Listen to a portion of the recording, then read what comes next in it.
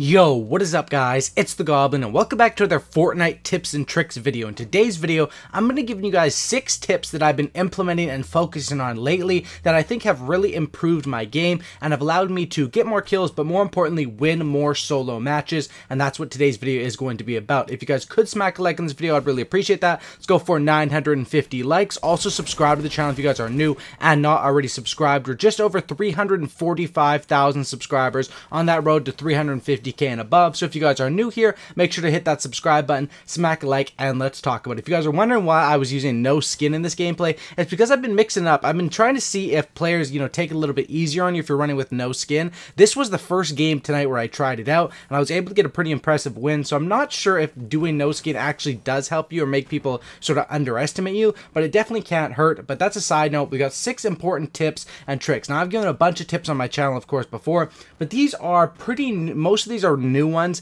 that I've been focusing on my game because this game is constantly evolving and changing, especially with shotgun nerfs, SMG buffs. The way this game is evolving and changing, even this new build in Tilted, these tips are stuff I've been doing lately that have helped me improve. Let's get into it. My first tip is to do with the shotgun nerf. Before, you could simply just rush people with shotguns and take them out. If you were confident with your shotgun aim and you were confident on your ability to hit headshots, it wasn't really a problem. But what I've been doing a little more lately is I've been making sure that this is the first tip here, every single time I shoot a shotgun, in between shotgun shots, I will attempt to build. Now this will work more with the pump shotgun. With the tac, of course, sometimes you go for speed over power. So if you realize they have a pump and you have a tac, you might not want to build in between shots, and you might be able to just straight up outspeed them, I guess you could say.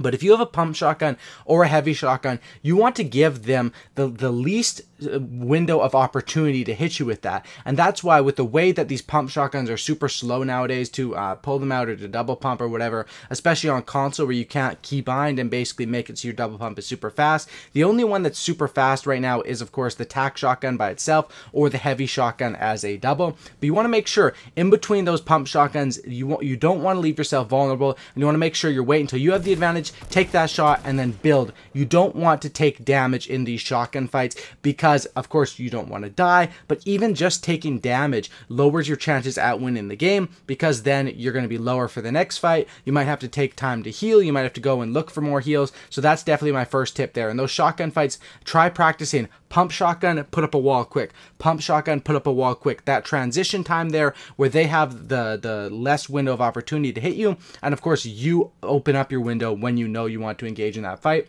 That's the first tip. Next tip to get more solo wins is to play the weak side of the zone. And this is something that I've been realizing and doing a lot more lately. When you want to play for wins, this is the way to do it. The weak side of the zone. Now let me explain what this is. So basically, hypothetically, let's say the zone is going to retail row, right, on that right side of the map.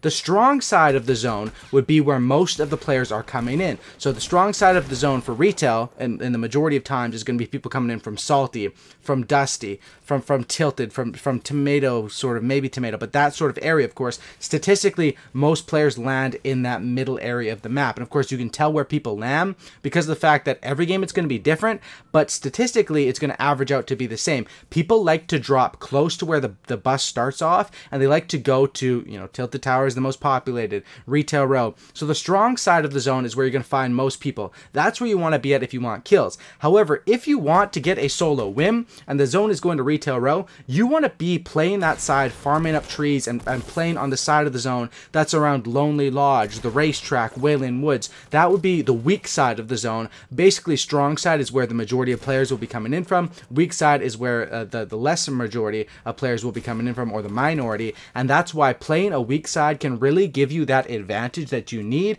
And one, you won't get third parties as much. The players on that side will usually be weaker, but will still have very good loot because they're coming in from the outskirts of the map. And you just have time to isolate, to farm up. You play the game at a bit of a slower pace and a more control pace. And I find that in that medium to late game, the weak side of the zone and playing that is a major, probably the biggest key to get more wins. It's something that I've implemented lately, and my win, percentages and stuff goes through the roof when I play that way. Some games I just go tilted and go for kills. So obviously, then you want to play the strong side, but if you want to win, that weak side is what you want to do.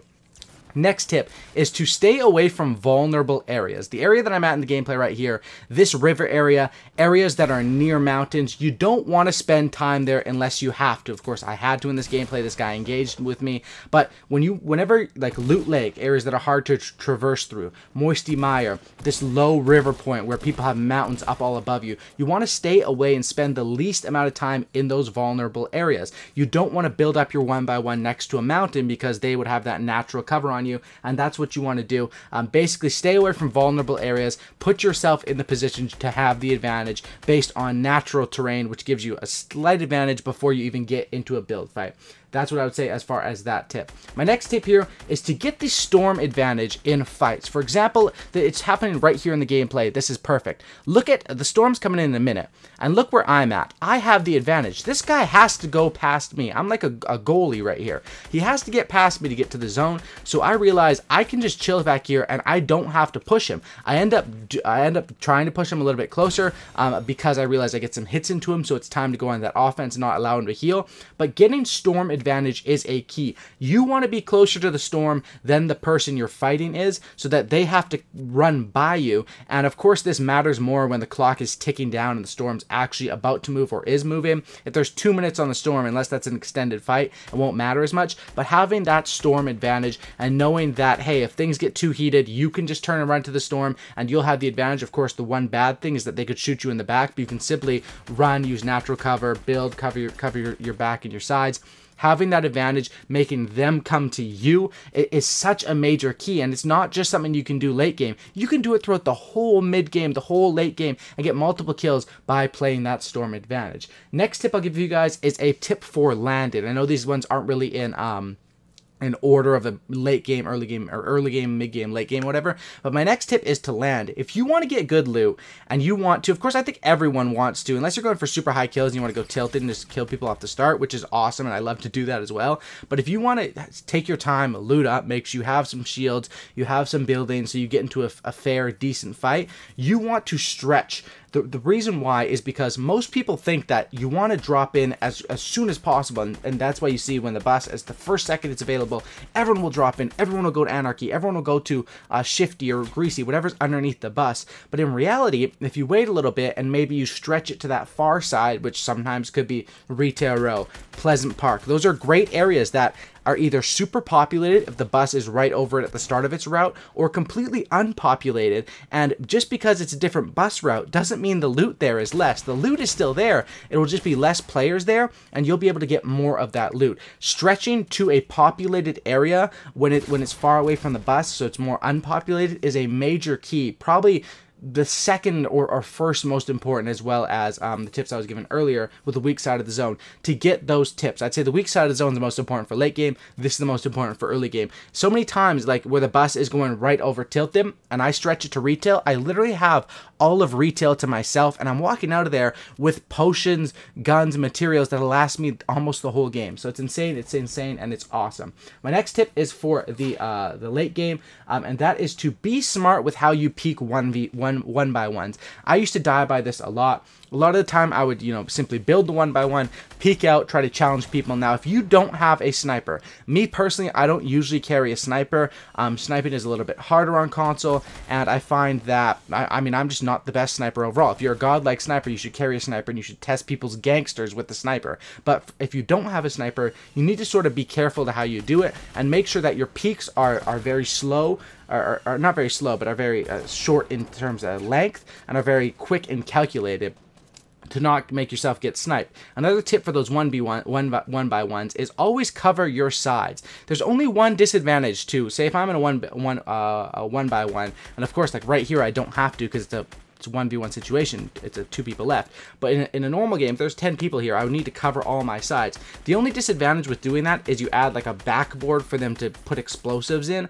They can bank in a grenade or a noob tube or a gas grenade or a RPG. But with the explosive nerf, that's not as important as it was before. Making sure your sides are covered and you can just isolate that enemy and basically tunnel vision on that guy. I wouldn't say tunnel vision because you still want to be aware, but you will be aware when a guy tries to shoot your wall down beside you. You're going to notice that, and you're going to be able to do that and get the advantage. See, right here I do another play. I basically, this is towards the end game, I use that bounce pad to get some separation between me and this enemy because I knew he was below me, so I could try to locate him, and then I basically just put the pressure on him, and I'm able to take him out for this win. But hopefully these tips do help you guys out. I think these are 6 very important tips, and like I said, these aren't the most common sense tips like aim for the head with shotguns, crouch when you're shooting assault rifles. These are more advanced or a bit more complicated tips that will pay off with great dividends and getting you more solo wins because they've worked for me, and I'm sure they'll work for you guys as well. Drop a like on this thing, I'd really appreciate that. Smack that like button, subscribe to the channel if you guys are new, and have a great night, and I'm out. Peace.